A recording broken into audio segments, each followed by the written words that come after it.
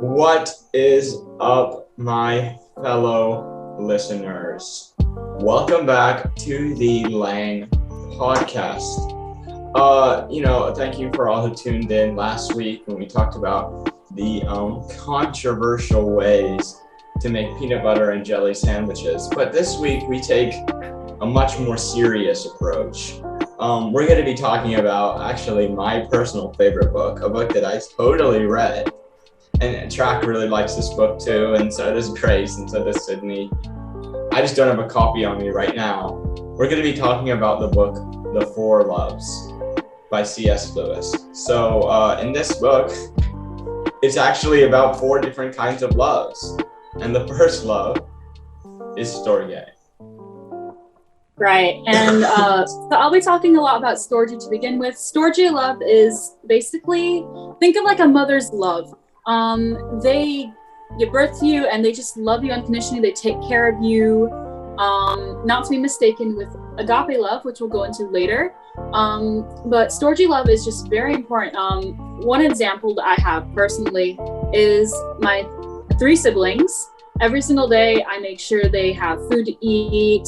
I clean up the house after them, everything. This all because I love them. I don't expect them to do anything really back for me, except love me back, because if I'm giving them love, I want that love back. And that can also be a drawback of storge love, but it's honestly, that's just the way it goes. That's how storge love is. You love and you don't realize that you have gained this storge love for someone else until you lose it.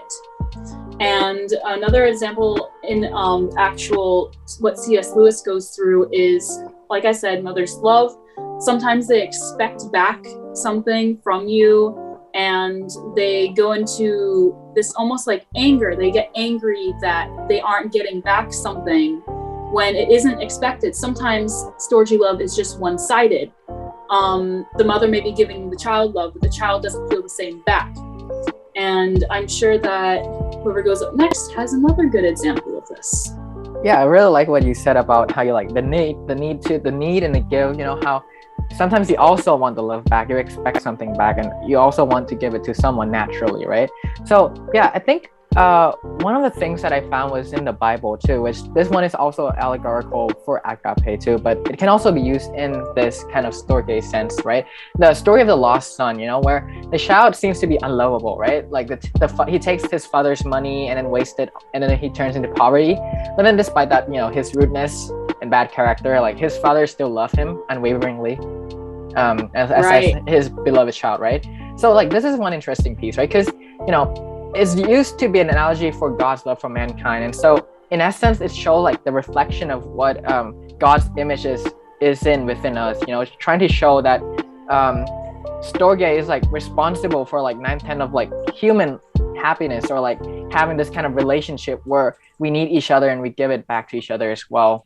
So yeah, another example I had was also from a movie called A Dog's Purpose, where sometimes a storge might not always be like mother and child, but can also be from like a pet's owner and a pet as well, right? Like the dog loves his owner despite how bad they treat him, right? And so it just always wants to make them happy. The dog just wants to make them happy, like see them smile. And so that kind of love is loving them back unconditionally, but also loving them because you just love them like naturally. So I think this movie also showed the vulnerable sense, right? Like Lewis believed that the vulnerable roots from the affection that might not last forever. So, at one point, right, things might turn for the worse, and then that affection might cause pain, right? Like the dog dies because he got shot, and that makes the owner really sad because he has affection for them. So yeah, I think this is a good thing to think about, like what Grace said. So yeah. Wholesome. So now we're going to move on to the second love. All right, so second love we're going to be talking about is philia, which is a more simple definition of philia is friendship love. So this love is like time-consuming, it's the least celebrated, and Lewis says that we could live without it. And most times in friends we share a common interests. So the first evidence I found was a current event of the founding story of Airbnb. So this guy by the name of Ryan Chesky and Joe Gebbia were actually roommates in 2007, and they were anxious about not being able to pay the rent since they didn't have the money.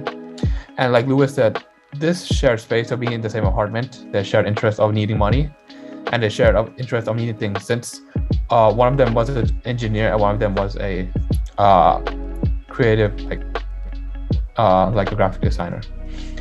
And he quoted that, while I lived with Joe, I came to appreciate two things about him: how he worked just as hard as I did, and his skills complemented mine. So in the end, they built a great friendship and started together. Their personalities and interests mesh with each other, and it worked out really well. And the next evidence I'm going to talk about is from the entertainment. So the movie that came out not long ago, Spider-Man: No Way Home, I'm going to talk about the friendship between Peter and Nate. So both of them share like the common interest of like science and like helping the world and helping Peter save the world. And another shared interest was that they both are kind of like the loners and like outcasts of the school. And in the end, Peter gave up his memories and the relationship with both Nate and MJ just because of his love for them, so they can like continue in the world without being related to him and being accepted into MIT. And both their personalities are both funny, and they share the same interests. Boy, oh boy, I really hope Mr. Will has already watched the movie. So another example, well, one main example of like love is how, friendship love is what I feel for my fellow podcast listeners. As you know, we're all homies, as we've been doing this podcast for years together, and it's just something that's there's a bit of a personal example of how friendship love can apply in your life. But another example from a movie is from the movie Toy Story, of a character Buzz Lightyear and Woody, because in that movie, they're not just companions, because they don't bond by common interests. They actually have different interests. One's a cowboy and the other one's a space soldier. Yet they learn to put their differences aside, and they become friends, and they overcome so many hardships together because they value each other's friendship, not just as someone who they can talk to when they're bored, but they love the friendship. There's even a song about it, but we'll talk about that next week. So the next type of love is Eros love. What do you know about Eros, Drac? Well, I mean, talking about Eros, right? Eros is, we all know it, right? It's the romantic love. It's a romantic affection for someone, that special person. It's kind of like the feeling of, feeling in love, that warm feeling that might come expectedly or maybe come unexpectedly, right? Like, for a good example of unexpected love would become like, Beauty and the Beast, right? And no one would have expected Belle, right? The villager girl who, got imprisoned by the beast to, fall in love, and they both fall in love, and then at the end, he turns into a handsome prince, right? But the essence of it is, you fall in love with someone unexpectedly because you have a romantic affection for them, right? So I think it also shows how like this wholesome sense of it, right? But there's also a cautionary thing that Lewis wants to talk about. Like, sometimes we surround our life with Eros as kind of like a whole religion of its own. It's become its own god. Like pop culture, right? Music always is widely known for being obsessed with these kind of romantic ideas and like putting it above everything else. The song, I don't really know it, but I was searching one day and I found it. It calls "You Mean the World to Me," right? The lyrics go like, "'Cause you mean the world to me, you are my everything. I swear you're the only thing that matters." So as we can see this, right? The lyrics are saying like, you're putting this person above everything else. It's the only thing that matters to you, which kind of what Lou is trying to tell people not to do, because we need to realize that there are also other things that matters, right? Like storge love, philia love, and most importantly, like agape, right? Like that's what Darren is going to talk about soon. So yeah, does anyone else have any more examples about this? Yeah, so I'm gonna talk about like a darker side or the dangerous side of Eros. So my observation from personal example is that I'm in old school. I saw like a young couple that met and they immediately like fell in love. And from Eros, you know that it is like addicting and you lose focus, and it is like a love all about need. And you put your time towards a relationship and you feel as if you're on top of the world, or like you stray from God and do some things you're not supposed to do. So, for my example, the guy convinces a girl to sin in many ways, and then the girl changes from like a completely good person who is like focused on academics and friends into a completely different person. And then after they break up after senior year, since they're all going to different places. Like another cool example I got is from literature. It's actually from the example of Adam and Eve. So at first Adam fell for Eve, and initially he like never sinned. He listened to God, and he never ate the apple from a tree. But then when Eve came, Adam like completely fell in love with her because she was like the most beautiful girl. He like forgot all about God and his conversations with God. Then later Eve was the one to like eat the fruit, so she basically influenced him, and then Adam proceeded to eat it too. Then they like proceeded to hide and covered their nakedness, which God gave them a chance to come out, but they didn't, so they ran from God. And this all goes to show that like love, like romantic love, can like make you feel as if higher than God, but in reality you aren't. And then both of them were expelled from the garden, and yeah. So the final love, concluding today, is agape love. Agape love is basically God's unconditional love to us.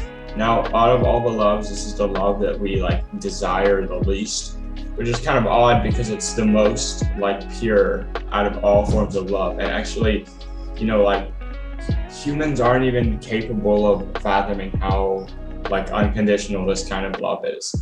And it's like it can be contagious because it's selfless, and it's similar to storge in the sense where it's like it's loving to get something back, but it's just so much higher than that because it's just loving people despite of what they do and despite of, you know, like hardships or anything that goes on.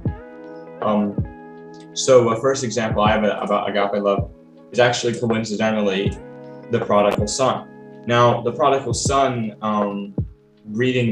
is a parable, which was told by Jesus to reflect off of God's unconditional love. So in the story, Jesus is referencing storge love, but metaphorically, he's actually talking about agape love because the Father is God. And the Son represents us, about how, you know, humans, we're sinful nature. We tend to stray and we tend to sin all the time, but really with we always can come back to God, who is forgiving and unconditionally loves us. And the second example is how God sent Jesus to die for human sins. This shows another level of unconditional love to humans, because it's like, imagine if you were giving up your one and only kid to die for people who aren't even good people, but you love them so much, so you're doing that anyway. And God gained nothing in return. He lost something, but he did this anyway to show unconditional love. Okay, and continuing off of that, so many good, like agape love is a very interesting case in that all the other types of love try to act like agape.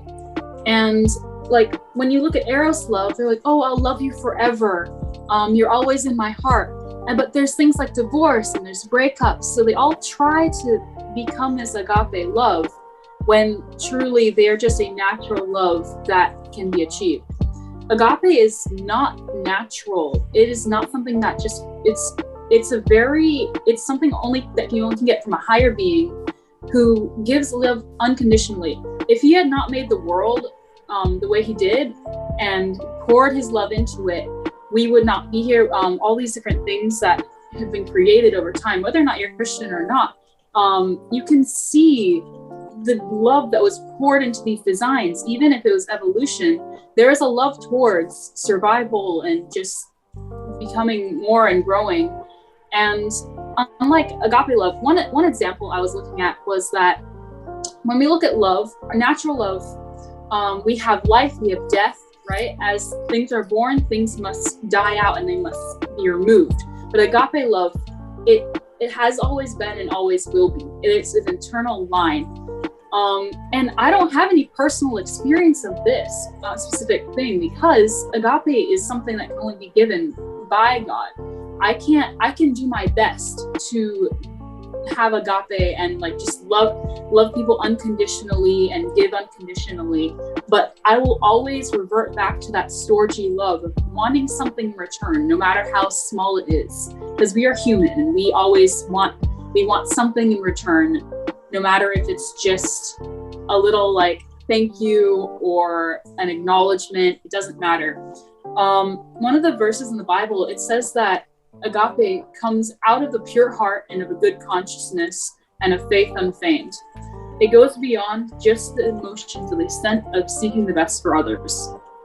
And I think in general, it's just, they say to love it all is to be vulnerable, but agape, it doesn't matter, because no matter what you do, it'll always be there. Wow, that is just truly beautiful. And out of 10, how much would you rate Lewis's book, on a scale of 1 to 10? Oh, One personally, I would say like a 6 or a 7, because while it's beautiful to read and it's written like Macbeth. Because you did read it, right? You did. You have read I read quite book. a lot of it, yeah. The words are it's a bit wordy. That's all I'll say. It's written like a Macbeth play. And the only reason I could read those was because I was in Macbeth, which, by the way, if you come see the play, Mr. G helped with that as well.